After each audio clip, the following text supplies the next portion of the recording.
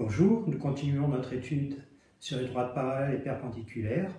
Alors aujourd'hui, nous allons apprendre à reconnaître des droites parallèles et perpendiculaires et à faire quelques petites démonstrations. Alors, je vous invite à regarder dans un premier temps le schéma que j'ai fait dans ce tableau.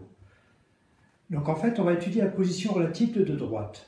On va voir que deux droites, elles peuvent être ou séquentes, c'est-à-dire se couper, ou parallèles, c'est-à-dire ne jamais se couper. Et lorsqu'on a deux droites, on ne peut pas avoir d'autres cas de figure. Les droites sont ou séquentes ou parallèles. Et dans chaque cas, dans le cas de droites séquentes, c'est-à-dire deux droites qui se coupent, elles peuvent se couper de manière classique, sans conditions particulières. À ce moment-là, on va dire qu'elles sont non perpendiculaires, ou elles peuvent se couper en formant un angle droit. Et donc à ce moment-là, on dit qu'elles sont perpendiculaires. Si on passe maintenant aux droites parallèles, donc deux droites qui ne se coupent pas, on avait vu dans la précédente vidéo qu'elles pouvaient être distinctes, c'est le cas général, ou confondues, c'est-à-dire que les deux droites sont l'une sur l'autre, elles sont confondues. À ce moment-là, tous les points sont communs aux deux droites, mais par exemple ici, la droite D et la droite E, même si on a l'impression que c'est qu'une seule droite, ça peut être deux droites confondues. Voilà, nous allons voir maintenant trois propriétés qui vont nous permettre de démontrer si les droites sont parallèles ou perpendiculaires. Alors nous allons tout de suite nous intéresser à la première propriété et regarder ici sur le tableau. J'ai tracé deux droites parallèles, D1 et D2. Je vais tracer une perpendiculaire à D1. Donc je prends mon équerre, je mets un côté de l'angle droit sur la droite D1, voilà, et je commence du moins à tracer la perpendiculaire. Puis je prends la règle et je termine la droite que je viens de tracer, donc en noir. Voilà, donc j'ai tracé une perpendiculaire à D1, donc je n'oublie pas le signe pour dire qu'elle est perpendiculaire, et cette droite, j'ai qu'à l'appeler par exemple la droite D. D'accord?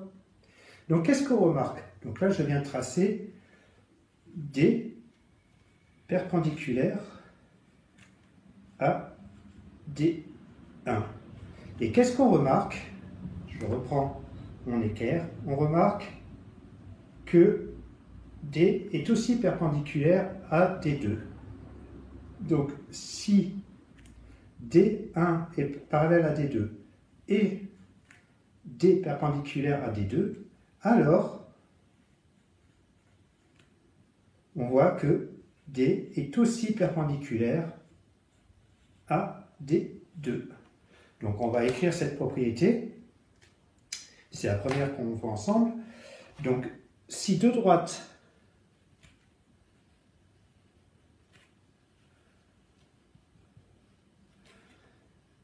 sont parallèles,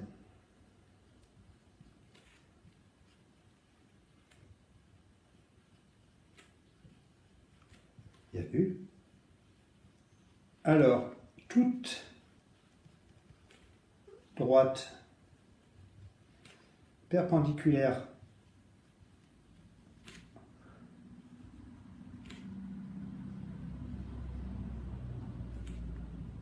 à l'une est perpendiculaire à l'autre, et EST perpendiculaire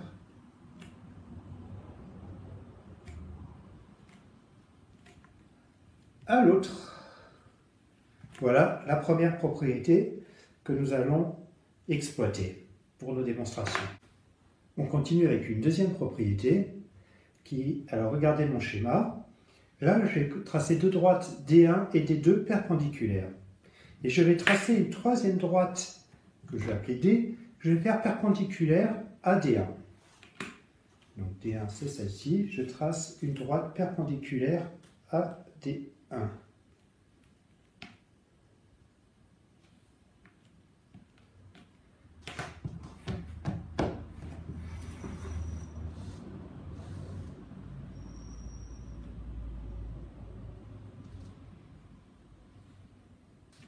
Donc j'ai dit que je l'appelais D, alors ça elle est bien perpendiculaire, et je vais l'appeler D.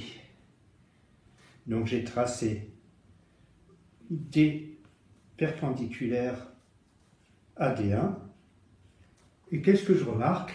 je remarque que D et D2 sont parallèles.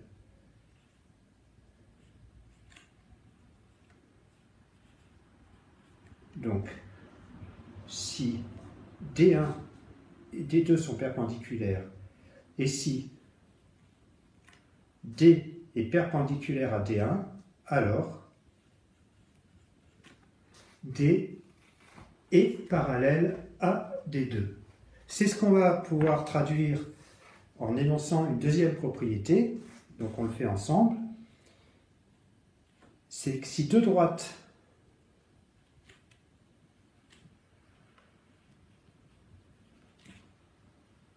sont perpendiculaires à une même droite,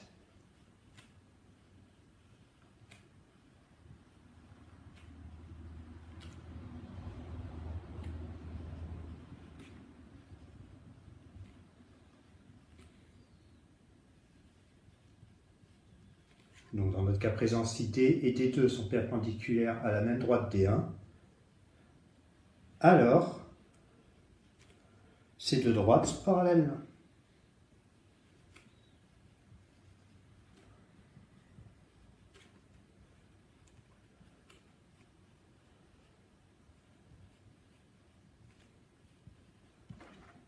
Voilà pour la deuxième propriété.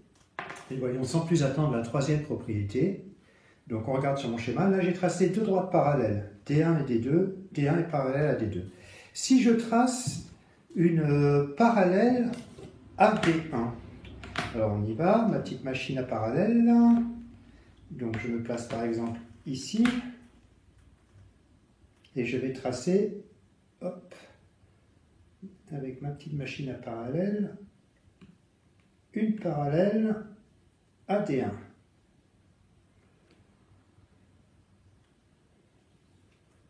Voilà, je la rebouche un peu.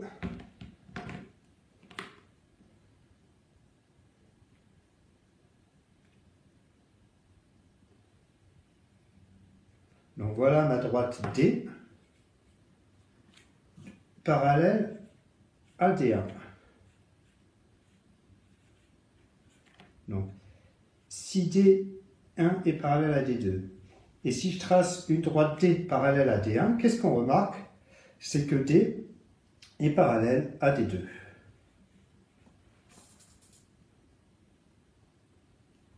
Alors, D parallèle à D2. On va donc écrire cette troisième propriété en toutes lettres.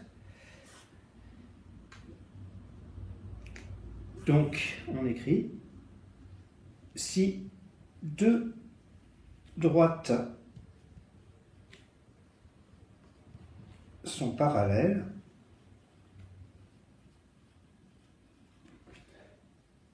alors toute droite parallèle à l'une est parallèle à l'autre.